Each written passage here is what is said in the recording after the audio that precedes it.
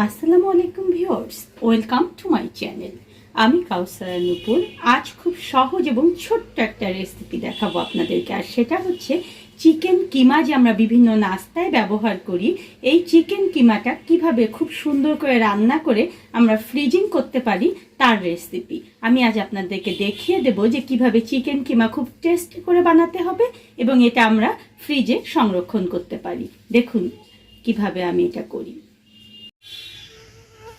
চিকেনের ব্রেস্টের কিছু মাংস দেখুন আমি এভাবে নিয়ে নিয়েছি। আমি আজকে কিমাগুলো একবারে করে দেখাচ্ছি। এতে করে আমি এভাবে কিমা করে যদি সংরক্ষণ করি, তাহলে দেখবেন যে এই কিমাটা দিয়ে আমরা যে কোনো নাস্তায় ভালোভাবে বানাতে পারবো। এগুলোকে এখন ব্লেন্ডারে দিয়ে আমি আগে কিমা করে তারপরে ফিরে আসছি। চিকেন কিমাটা করে আমি ফিরে এলাম। এখন চুলায় আমি একটি ফ্রাইং প্যান উঠিয়ে দিয়েছি। সেই ফ্রাইং প্যানটা একটু হালকা গরম হলে সেখানে আমি 1 টেবিল চামচ পরিমাণ তেল দিয়ে দেব। বলে রাখি যে চিকেন কিমা করার জন্য কিন্তু আমাদের খুব বেশি তেল ব্যবহার করতে হয় না। এখন এখানে আমি 1 কাপ পরিমাণ পেঁয়াজ কুচি দিয়ে দেব এবং এই পেঁয়াজ কুচিগুলো আগে আমি 2 মিনিট ধরে নেড়ে নেব।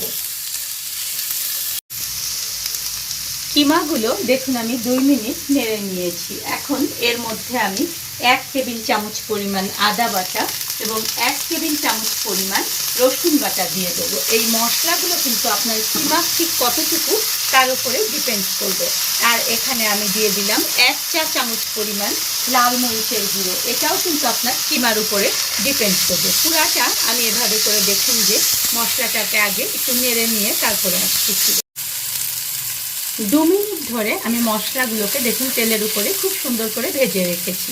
এখন এই কিমাগুলো যে আমি ব্লেন্ডারে করেছিলাম, সেই কিমাগুলো আমি কিন্তু সব খুব সুন্দর করে এভাবে করে দিয়ে দেবো এবং পুরো কিমাটা আগে আমি মশলার সঙ্গে দেখুন এভাবে করে পুরোটা এভাবে আপনাদের যে খুন্তিটা দিয়ে নেড়ে দেবেন, এটা পুরোটা আপনি মশলার মধ্যে খুব ভালোভাবে এভাবে করে নাড়তে নাড়তে ঝুরঝুরা করে নেবেন।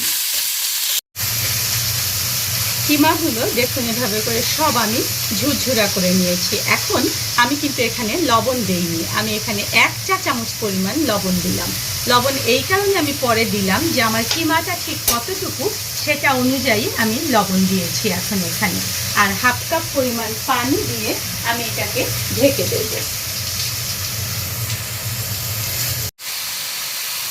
5 মিনিট ধরে একেবারে জোর আছে আমি কিমাকে রান্না করে নিলাম। আমার কিমাটা কিন্তু এখন একদম সিদ্ধ হয়ে গিয়েছে। আমি এখন কিছু পেঁয়াজ কুচি এবং কিছু কাঁচামরিচ কুচি এখানে দিয়ে দিলাম। এটা দিলে কিমাটা খেতে অনেক ভালো লাগে। আর সবসময় মনে রাখবেন যে কিমাটা আমাদের যদি টেস্টি হয়, তাহলে যে কোনো নাস্তায় যখন আমরা এটা ব্যবহার করব, এটা কিন্তু খেতে আমাদের ভালো লাগবে।